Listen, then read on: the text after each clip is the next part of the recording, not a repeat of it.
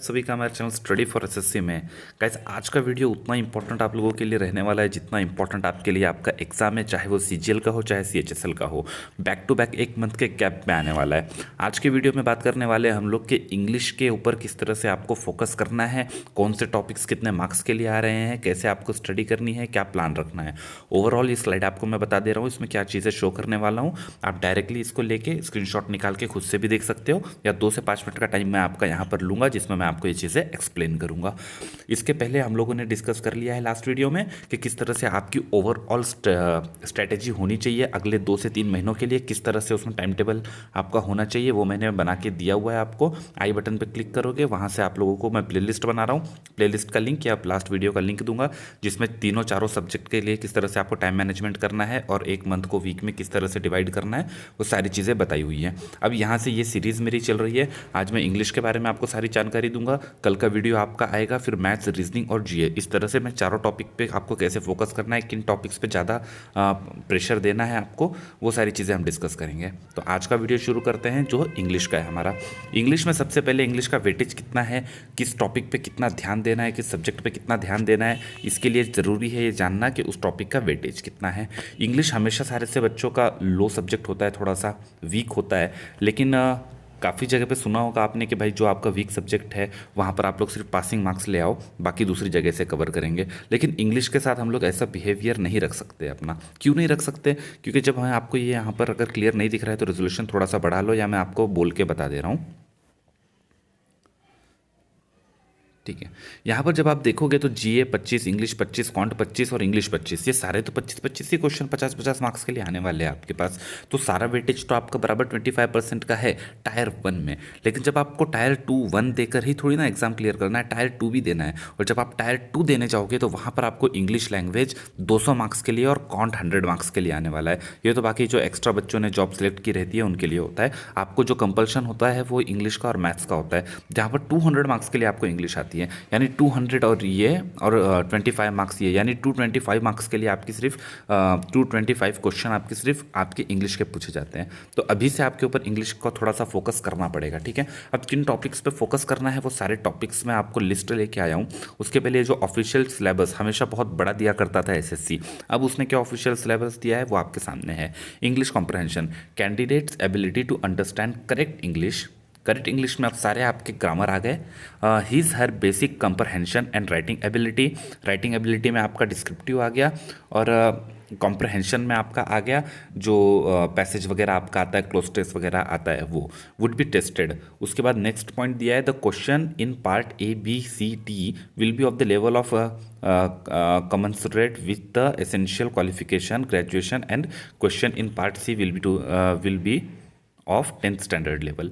यानी जो आपका ए बी सी 3 कैटेगरी होंगी, ये आपकी थोड़ी सी अच्छे क्वालिटी के क्वेश्चन होंगे, आपका जो क्वालिफिकेशन है ग्रेजुएशन का उस बेस पे, और जो आपका पार्ट सी होगा वो आपका 10th लेवल का होगा। अब ये बोलने के लिए होता है, लेकिन सारे ही जो क्वेश्चन आते हैं वो ईजी आते हैं, लगभग 80-90%। उधर 2-4 क्वेश्चन ऐसे होते हैं जो थोड़े से अच्छे लेवल के होते हैं। ठीक है, थोड़ी सी मॉडरेट स्टडी आपने की होती है उसमें भी वो निकल जाता है। अब जो आपके टॉपिक्स हैं इसमें तो उन्होंने टॉपिक्स बताया नहीं है, मैथ्स और रीजनिंग के टॉपिक्स बताए हैं, वो हम लोग कल के वीडियो में डिस्कस करेंगे। नेक्स्ट वीडियो में प्लेलिस्ट आप लोग देखना, सारे वीडियो मिलेंगे अगर आप ये वीडियो आज ना देख के 2-4 दिन बाद देख रहे हो तो। अब यहाँ पर मैंने इनको थोड़ा सा अलग अलग कैटेगरी में डिवाइड किया है ताकि आपको पता चले। इन्होंने तो टॉपिक्स दिए नहीं हैं, लेकिन प्रीवियस ईयर्स के हिसाब से आपके 3 कैटेगरी के अंदर मैंने डिवाइड किया इसको, वोकेबलरी में, ग्रामर में और रीडिंग कॉम्प्रहेंशन में। ठीक है, अब किस में से कौन कौन से टॉपिक आते हैं। वोकेबलरी की बात अगर आप लोग करोगे तो सिनोनिम एंटोनिम होते हैं, फिल इन द ब्लैंक्स होते हैं, क्लोज टेस्ट होते हैं। कितने मार्क्स के लिए आते हैं, कितने क्वेश्चन आते हैं, वो मैं आपको नीचे और स्लाइड में बताने जा रहा हूँ। अभी आप लोग टॉपिक देखिएगा आपके कौन से आते हैं। वोकेबलरी में क्या आता है, सिनोनिम एंटोनिम आता है, फिल इन द ब्लैंक्स आता है, क्लोज टेस्ट स्पेलिंग टेस्ट आता है, और इडम एंड फ्रेजेस आता है जिसके लिए, और वन वर्ड सब्स्टिट्यूशन, जिसके लिए ये 2 बुक्स यहाँ पर दिखी हुई हैं। आपको दिख रहा है वन वर्ड सब्स्टिट्यूशन किरण पब्लिकेशन की, और दूसरी इडम एंड फ्रेजेस की बुक आपको दिखाई दे रही है। आपके पास ये बुक्स अगर नहीं भी हैं तो भी कोई प्रॉब्लम नहीं है। अगर आपको परचेस करना है, सेपरेट बुक परचेस करना है वोकेबलरी वगैरह के लिए, क्योंकि टायर 1 में इसकी ज़रूरत आपको नहीं पड़ेगी। अभी मैं आपको ऑनेस्ट रिव्यू दे रहा हूँ, टायर 1 में तो ज़रूरत इसकी नहीं पड़ेगी। आप लोग नॉर्मली प्रीवियस ईयर, अगर आपके पास किरण पब्लिकेशन है प्रीवियस ईयर की, तो उसके अंदर से भी आपका कवर हो जाएगा। लेकिन टायर 2 की जब बात आएगी, वहाँ पर 30-30, 40-40 क्वेश्चन, आपके 50-50 क्वेश्चन 200 में से आएंगे आपके इडियम फ्रेजेस और वन वर्ड सब्स्टिट्यूशन से। वोकेबलरी से, तो वहाँ पर आपको इन बुक्स की ज़रूरत पड़ेगी। तो टायर 1 में नहीं लोगे तो टायर 2 में आपको लेना है, ठीक है। लिंक्स मैं सारे डिस्क्रिप्शन में अवेलेबल करवा दूंगा। उसके बाद जो अगला सेक्शन है आपका ग्रामर का, ग्रामर में आपका सेंटेंस इंप्रूवमेंट आता है, फिल इन द ब्लैंक्स आता है, spotting error, direct indirect, active passive voice आता है, ठीक है। और ओवरऑल प्रीवियस ईयर क्वेश्चन के लिए आप ये जो एक और बुक यहाँ पर मैं आपको दिखा रहा हूँ, किरण पब्लिकेशन है तो भी चलेगा। उसके बाद या फिर ये 2019 का दिखा रहा है, जो लिंक मैं प्रोवाइड करूँगा आपको वो 2020 का रहेगा, नीतू मैम का, इंग्लिश के लिए, ठीक है। उसके बाद नीचे आप एक और बुक है यहाँ पर, ये भी बच्चे काफ़ी प्रेफर करते हैं, और ग्रामर के लिए जो आपका मिरर ऑफ कॉमन एरर है वो भी प्रेफर करते हैं। तो कोई भी बुक आप लोग ले सकते हो, अगर आपके पास पहले से है तो कोई प्रॉब्लम नहीं है, ठीक है। तो कॉम्प्रहेंशन में आपके पास रीडिंग कॉम्प्रहेंशन में पैराजम्बल है, पैराजम्बल तो उसके बाद जो अरेंजमेंट करना होता है वो है। कॉम्प्रहेंशन में आपके पास में एक पैसेज रीड करने के लिए होता है और क्लोज टेस्ट होता है, ठीक है।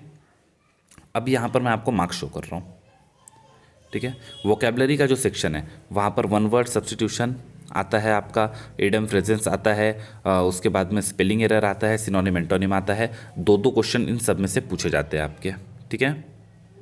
उसके बाद नीचे रीडिंग कॉम्प्रहेंशन में आपका या तो पैसेज आएगा या तो क्लोज टेस्ट आएगा। अगर पैसेज आता है तो क्लोज टेस्ट नहीं आएगा, क्लोज टेस्ट आता है तो पैसेज नहीं आएगा, और 5-5 क्वेश्चन इसके अंदर आते हैं। मैक्सिमम जब टायर 1 होता है तो पहले हमेशा पैसेज ही आया करता था, लेकिन पिछले कुछ एग्जाम से देखा जा रहा है कि क्लोज टेस्ट भी पूछने लग रहे हैं, लेकिन लेवल उनका जो होता है वो थोड़ा सा ईजी होता है। उसके बाद ग्रामर का सेक्शन है जहाँ पर fill in the blanks, sentence correction यानी आपका सेंटेंस इंप्रूवमेंट होता है, और करके 2 क्वेश्चन आते हैं, और स्पॉटिंग एरर करके 2 आते हैं। एक्टिव पैसिव, डायरेक्ट इनडायरेक्ट और एक्टिव पैसिव से शायद ही क्वेश्चन आपको प्री में देखने के लिए मिलेगा।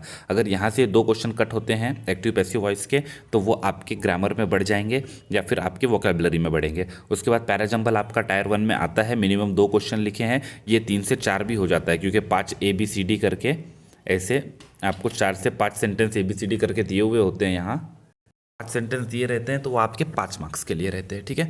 इस तरह से आप देखो वेटेज अब आपको कहाँ देना है, मार्क्स आपको समझ में आ गया। 10 आपका बनता है ग्रामर से, 10 मार्क्स आपके बनते हैं वोकेबलरी से, 10 क्वेश्चन और 5 क्वेश्चन आपके बनते हैं रीडिंग से, जहाँ पर पैसेज आएगा या तो क्लोज टेस्ट आएगा। इस तरह से आपका जो मार्क्स होता है वो डिवाइड होता है। अब आपको मेन फोकस पढ़ाई पे किस तरह से देना है, कितना टाइम देना है, वो लास्ट वीडियो में हमने डिवाइड किया था। तो दिन के 2 घंटे वहाँ पर हमने रखे थे आपके मिनिमम जो है वो आप इंग्लिश के लिए दोगे। अब आपको देखना है किस सेक्शन पर आपको ज़्यादा फोकस करना है, कि आपकी वोकेबलरी स्ट्रांग है, क्लोज टेस्ट और पैसेज जो देखो ये 2 चीज़ें हैं, ये तो आपको रीडिंग से आएगी, ठीक है। इसके लिए मैंने आपको बताया था कि आपको न्यूज़पेपर रीड करना है, जिससे आपका करंट अफेयर जो GA में काम आएगा उसका भी काम हो जाएगा, साथ ही साथ जो 5 मार्क्स यहाँ पर चाहे पैसेज आए चाहे क्लोज टेस्ट आए वो भी होगा, और उसमें जो हार्ड वर्ड मिलेंगे उससे आप लोगों का जो वोकैब है वो अच्छा हो जाएगा। तो आप न्यूज़पेपर पढ़ते रहोगे तो GA और आपका ये वाला जो 5 मार्क्स है दोनों वहाँ से कवर होता रहेगा, ठीक है। तो रोज 10-15 मिनट आपको न्यूज़पेपर पढ़ना है, ज़्यादा नहीं पढ़ना है, ठीक है। उसके बाद में आपको यहाँ पर अब किन चीज़ पे ज़्यादा फोकस करना है, 2 सेक्शन आपका बचता है, वोकैबलरी का और ग्रामर का। तो कौन से सेक्शन पे ज़्यादा फोकस करोगे आप लोग, एक वोकैब है एक ग्रामर है, दोनों में से आपके 10-10 क्वेश्चन है, ठीक है, और बाकी 5 क्वेश्चन यहाँ से हैं। दोनों में से 10-10 क्वेश्चन है, तो आपको खुद से फोकस करना है कि आपका कौन सा थोड़ा वीक और थोड़ा स्ट्रांग है। अगर आपका ग्रामर थोड़ा सा वीक है तो आपके पास जो 2 घंटा हम लोगों ने रखा है उसमें से आप 1.25 घंटा यानी 1 घंटा 1.15 मिनट्स जो है वो आप ग्रामर को दोगे और वोकेबलरी को 45 मिनट्स दोगे। इस तरह से डिवाइड कर सकते हो। या वोकेबलरी आपकी बहुत ही बर्बाद है, थोड़ा सा आपको पढ़ना है वहाँ से, तो आप 1-1 घंटा करो। 1 घंटे से ज़्यादा मैं वोकेबलरी के लिए आपको नहीं दूंगा।